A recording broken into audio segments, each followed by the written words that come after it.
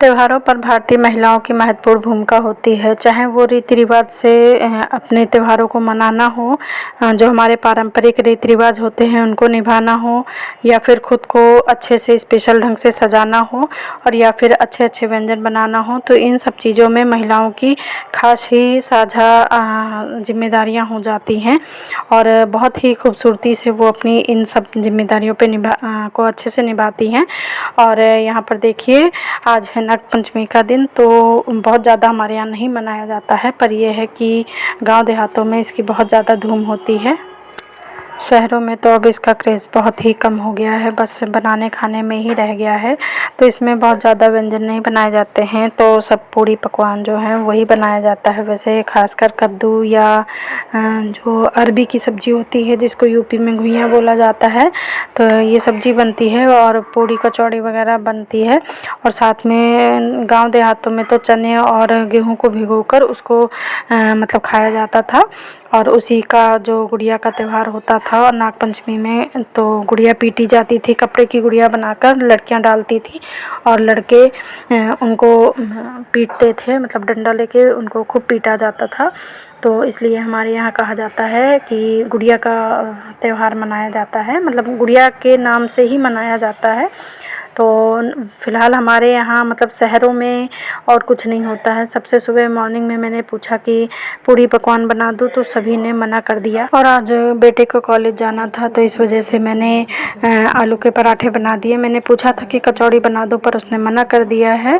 तो यहाँ पर बेटे का टिफ़िन बनाने के बाद अब देखिए 10 बजे का टाइम हो गया है। अब हस्बैंड के खाने का टिफ़िन बनाने की बारी है और बहुत लेट हो गई हूँ आज साफ़ सफाई करने में। बाकी नहा धो चुकी हूँ। और देखिए, रात में मैंने मेहंदी लगाई थी, क्योंकि गुड़िया के त्यौहार पर, नाग पंचमी पर मेहंदी लगाते हैं, पर एक ही तरफ लगाई थी मैंने, मतलब दोनों हाथ के पीछे हिस्से में लगाई थी, आगे के हिस्से में नहीं लगाया था, क्योंकि इस पर मैं रक्षाबंधन पर लगाऊंगी।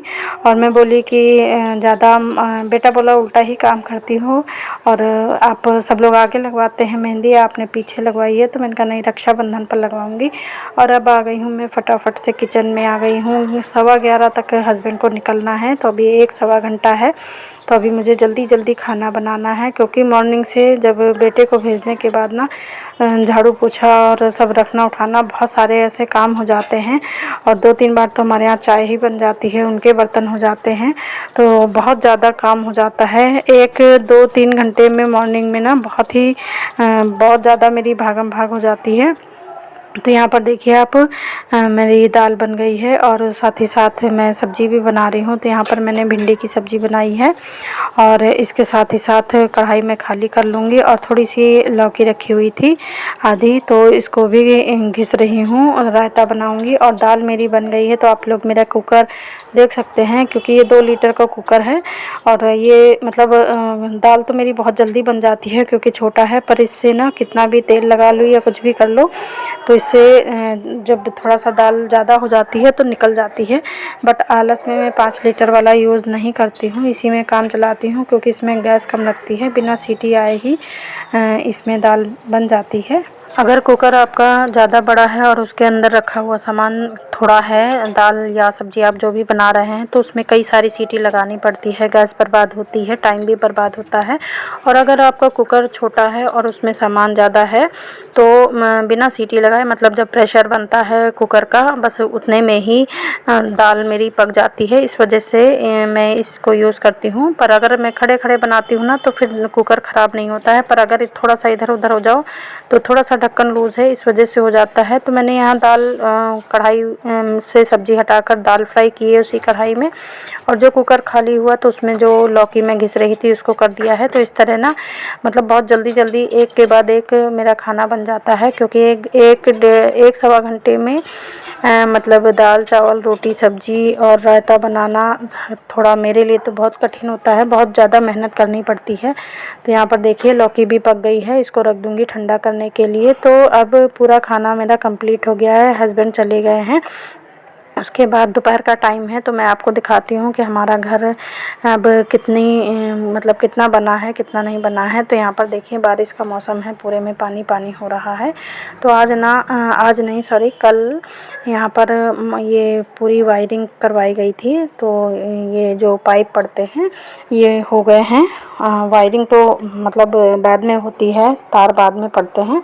और यहाँ शाम का मतलब 3-4 बजे का टाइम है ये। तो देवर देवरानी अपने अपने काम पर चले गए हैं। देवरानी का ब्यूटी पार्लर है तो वो वहाँ पर चली गई है। और देखिए ये आंगन के ऊपर ये जाल है, तो जाल के किनारे यहाँ पर जो ऊपर पहले सीढ़ियाँ बनी हुई थी तो आप लोग निशान देख सकते हैं। तो उसी की जो सरिया थी वो एक साइड से निकाली नहीं गई थी, उसी का यहाँ पर टाड़ बना दिया गया है। एक थोड़ी सी स्लैब डाल दी गई है चीज़ सामान रखने के लिए। और बाकी दोनों साइड से दरवाजे हैं, एक तरफ से जीने से जाने के लिए और एक तरफ से छत पर जाने के लिए।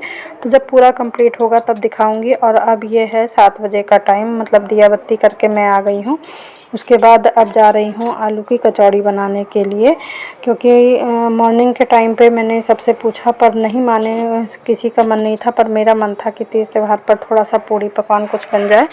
तो यहाँ पर और सबने मना कर दिया था, पर फिर भी मैंने आलू की कचौड़ियाँ बना दी थी। तो इसके लिए मैंने, आप तवे में देख सकते हैं तवा गरम किया है, उसमें सौंफ जीरा और थोड़ा सा धनिया, जो खड़ा धनिया होता है, उसको भून लिया है और उसको दरदरा सा कूट लूँगी। तो इसके लिए मैंने मिक्सी का यूज़ नहीं किया है, बस गरम तवे में ही मैंने जो सिल का बट्टा होता है उससे अच्छे से रगड़ दिया है। तो वो दरदरा हो गया है।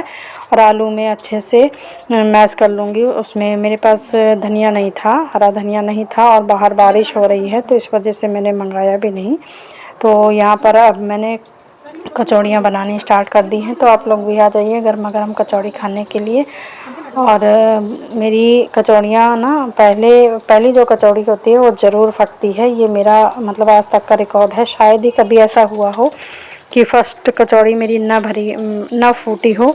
वो होता इसलिए है कि मेरे बेटे को बहुत ज़्यादा भरी हुई आलू का पराठा हो या फिर कचौड़ियाँ हों, बहुत भरी हुई अच्छी लगती हैं। और मेरे माइंड में यही रहता है, जबकि वो बाद में खाता है। तो मैं सोचती हूँ आलू ज़्यादा हो गया है तो लाओ बहुत ज़्यादा भर दूँ। तो वो साइड से, चाहे वो छोटा सा छेद हो, मतलब एक साइड की बात बता रही हूँ कि पहली कचौड़ी तो मेरी ज़रूर ख़राब हो जाती है, उसके बाद वाली सब सही रहेंगी। तो यहाँ भी मेरी पहली वाली फट गई थी और उसके बाद आप देख सकते हैं सब अच्छी निकली हैं।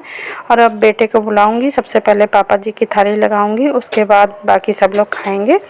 तो आप लोग भी आ जाइए।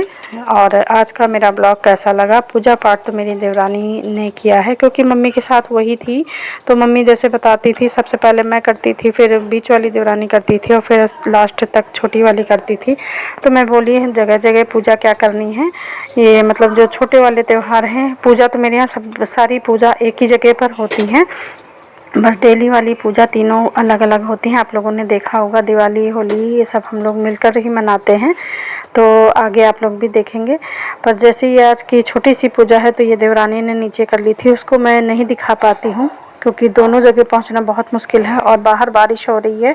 पर ठंडक नाम की चीज़ नहीं है, क्योंकि अभी ऊपर काम चल रहा है, जाल बिल्कुल बंद कर रखा है ऊपर और नीचे से।